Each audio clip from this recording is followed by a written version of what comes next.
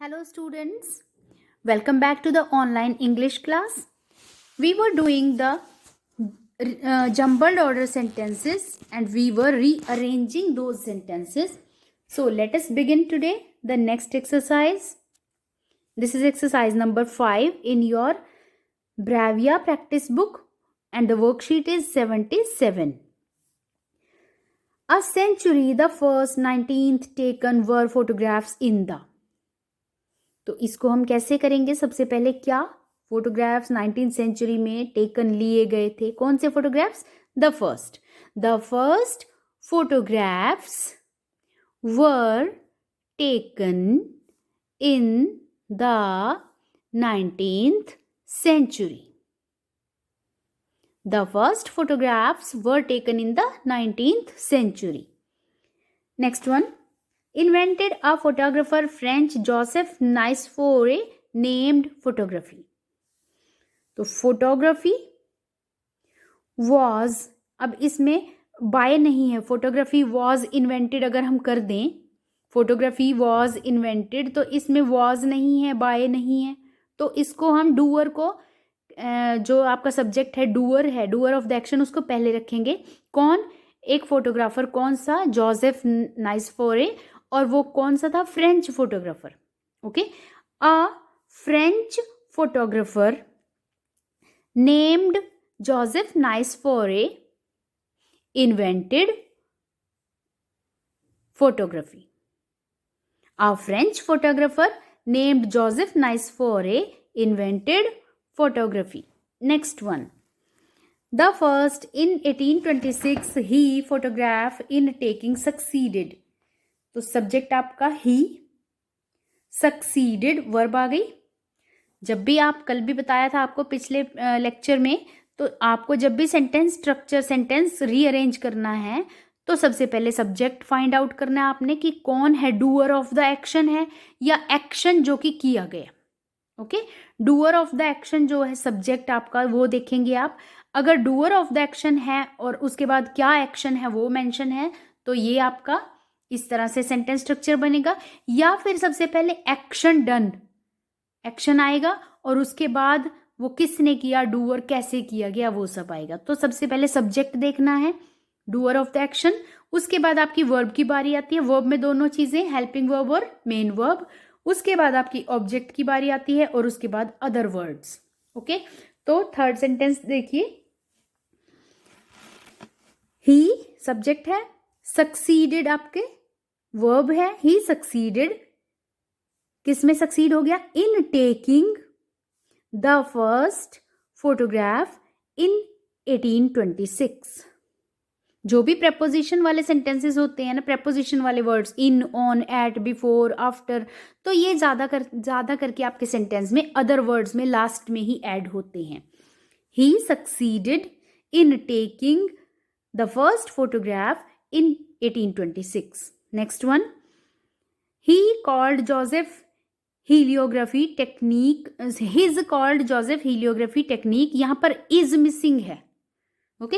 His technique, called, तो पूरा नहीं सेंटेंस बनता. यहाँ पे इज मिसिंग है. सबसे पहले आप इज लिख लीजिए यहाँ पे और अब आप इसको बनाएंगे. His technique is called Joseph हीलियोग्राफी.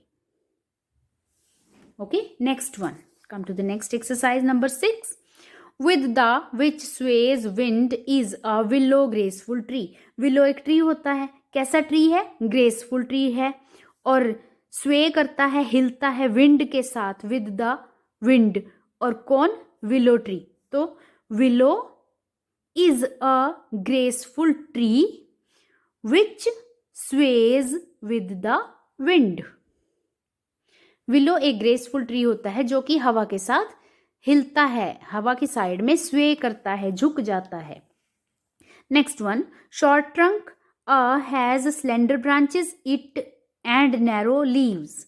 तो इसकी नैरो लीव्स होती हैं, इसकी शॉर्ट ट्रंक होती है. ट्रंक मीन्स इसका तना छोटा होता है. स्लेंडर ब्रांचेस होती हैं, पतली डालियां होती हैं. It has a short trunk, comma given है, slender branches and narrow leaves. Narrow leaves होती हैं, ब्रॉड लीव्स नहीं होती, ज़्यादा चौड़ी पत्तियां नहीं होती। Next one, trees in cold grow these mostly near areas water. These trees grow, these trees आपका सब्जेक्ट हो गया, ग्रो आपकी वर्ब हो गई। These trees grow in cold areas, ठंडे एरियाज में, mostly near water. In cold water नहीं कह सकते क्योंकि आगे हमारा मोस्टली नियर एरियाज तो वर्ड ही नहीं बन पाएगा properly. These trees grow in cold areas mostly near water, पानी के आसपास ठंडे एरियाज में उगते हैं। Next one, used to its is wood among other cricket bats things make.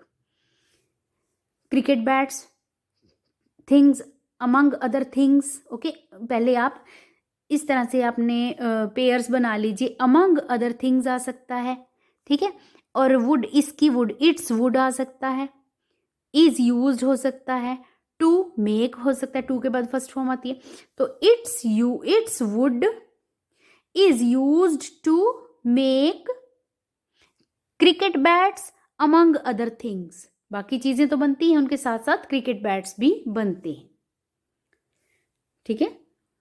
आप ऐसे भी इसको बना सकते हैं, अमंग अदर थिंग्स, अगर यहाँ कॉमा दिया होता तो हम ऐसे भी बना सकते थे, among other things its wood is used to make cricket bats. अब कॉमा गिवन नहीं है क्योंकि बाकियों में कॉमा गिवन था, तो यहाँ पे आप सिंपल बनाएंगे sentence, its wood is used to make cricket bats among other things.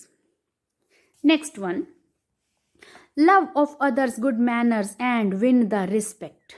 Good manners win करते हैं दूसरों का लव और रिस्पेक्ट, तो good manners win the love and respect of others.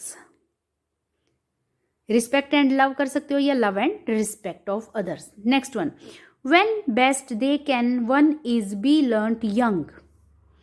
they can के बाद आपका be है, they can be learnt best when one is young. जब एक व्यक्ति छोटा होता है तो वो अच्छी तरह से मैनर्स सीख जाता है। they can be learnt best when one is young. Next one, saves us, turns away, soft answer, anger and a pitfall from many. अब क्या सेव करता है हमें? एंगर तो नहीं करेगा ना, ओके, तो सॉफ्ट आंसर, कैसा? अ सॉफ्ट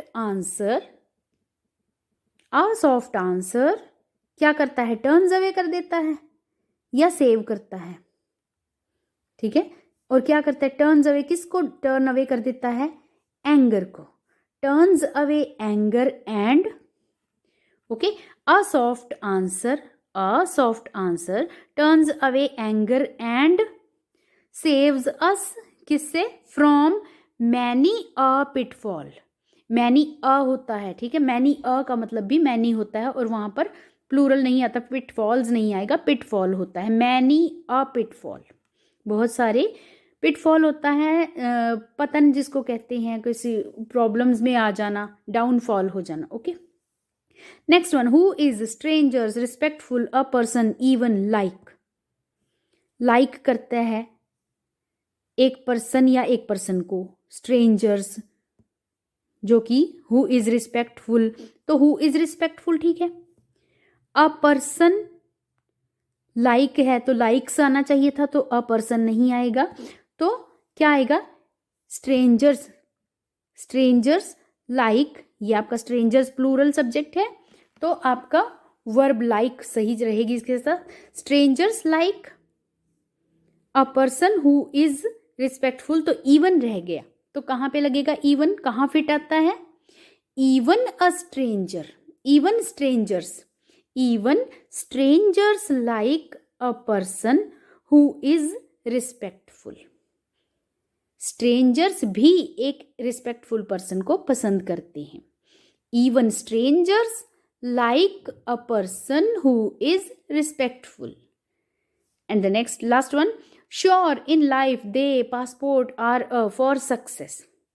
अब सब्जेक्ट क्या हो सकता है? दे, ठीक है, दे के साथ आर, दे आर क्या है वो? पासपोर्ट है, लेकिन श्योर वर्ड भी है, इन लाइफ बाद में आता है, फॉर सक्सेस सफलता के लिए पासपोर्ट है, पासपोर्ट फॉर सक्सेस, ठीक है, पासपोर्ट के साथ फॉर सक्सेस लगेगा, तो दे आर अब श्योर रह गया, they are a sure passport for success in life, they are a sure passport for success in life. Come to the next worksheet, that is worksheet 78.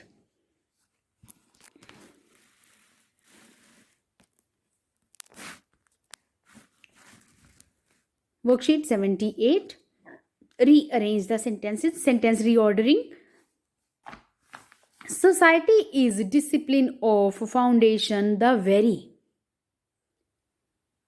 ठीक है, society है foundation का discipline, या discipline है foundation का society, या discipline है society के फाउंडेशन, क्या है?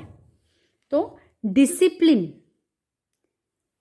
Is the very foundation, base कहते हैं जिसको, आधार है, ठीक है, डिसिप्लिन समाज का आधार है, discipline is the very foundation of society.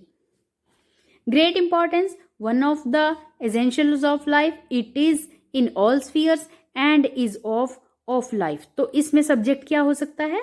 It is क्या है? It is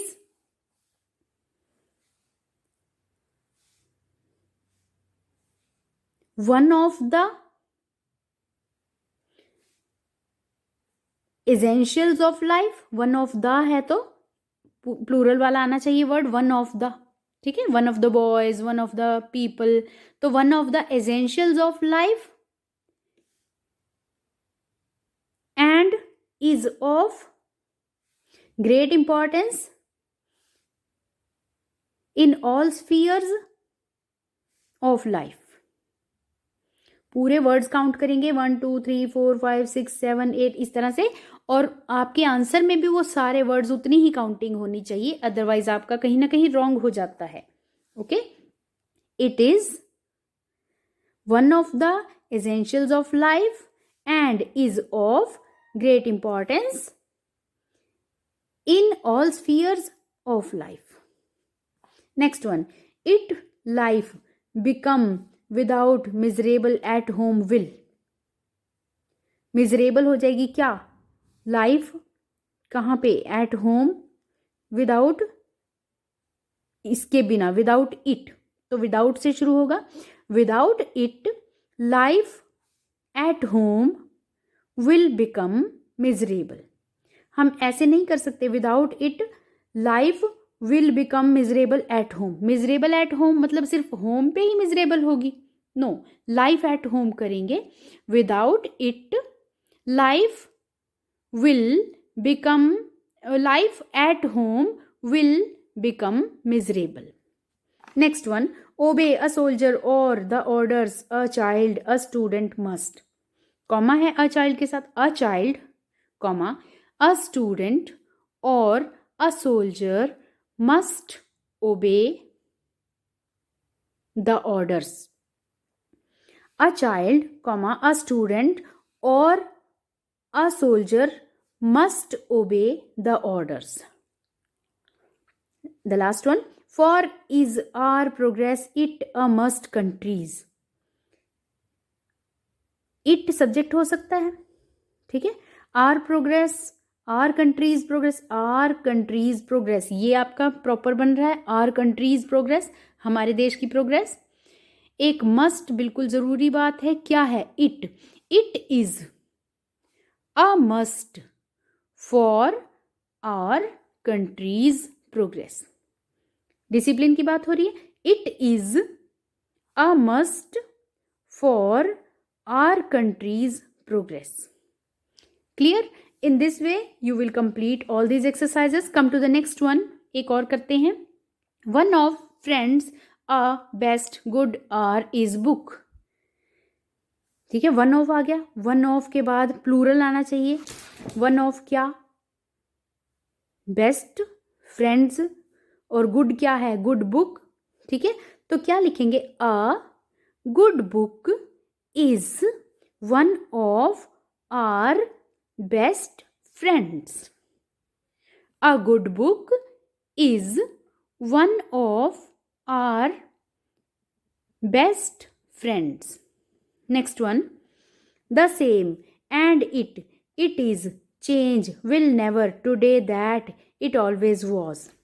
Today that है ना, today भी आ गया और it was भी आ गया और it will never change भी आ गया. it will never change. ठीक है आपका.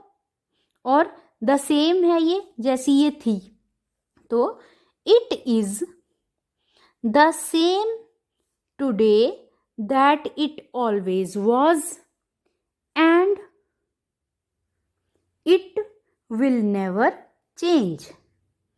It is the same today that it always was, वैसी ही है जैसी पहले हमेशा थी, and it will never change. Next one, most patient companions cheerful of it and is the. It is the most patient and cheerful of companions. It is the most patient and cheerful of companions. Okay, and the last one, turn its in times it does of adversity back upon or distress not us. Turn करना, it's क्या, इसकी क्या turn करना? Back. किस पे? Upon us. ठीक है, of adversity क्या? इन टाइम्स ऑफ एडवर्सिटी. इस तरह से आप इनको सीक्वेंस देखोगे क्या क्या बन सकता है. इन टाइम्स ऑफ एडवर्सिटी, मुसीबत के समय. ठीक है, विपरीत परिस्थितियों में. In times of adversity. Turn its back upon us, हमारी तरफ पीठ मोड़ना. नॉट है, नहीं मोड़ेगी. ठीक है, इट, तो इट आपका सब्जेक्ट है. इट डज नॉट, क्या नहीं करेगी? टर्न इट्स बैक अपॉन अस, कब नहीं करेगी turn back? In times of adversity और distress. It does not turn its back upon us in times of adversity or distress. मुसीबत या विपरीत परिस्थितियों में ये हमारी तरफ पीठ नहीं दिखाएगी. एक गुड बुक इतनी अच्छी फ्रेंड होती है. So in this way you will try to do the remaining exercises also. Thank you.